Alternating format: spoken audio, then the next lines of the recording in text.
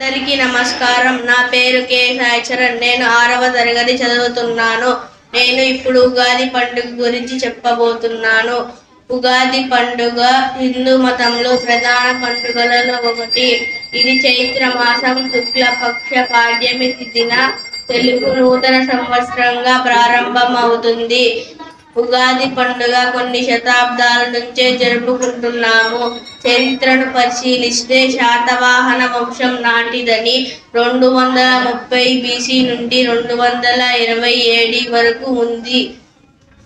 ఉగాది పచ్చడిలోని 6 రకాల రుచులు మన జీవితంలో మంచి చెడును గుర్తు చేస్తాయి. ఉప్పు మన జీవితంలో ఆనందానికి సూచిస్తుంది.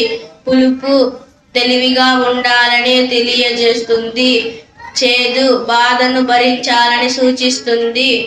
తీపి మనం సంతోషంగా ఉండాలని సూచిస్తుంది. వగరు సమస్యలను ఎదుర్కోవాలని సూచిస్తుంది.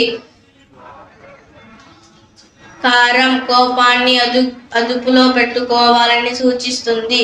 ఈ పవిత్రమైన రోజును 2 తెలుగు రాష్ట్రాలలో ఘనంగా జరుపుకుంటారు.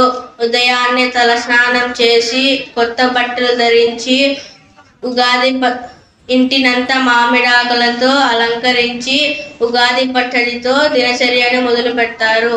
ధన్యవాదాలు.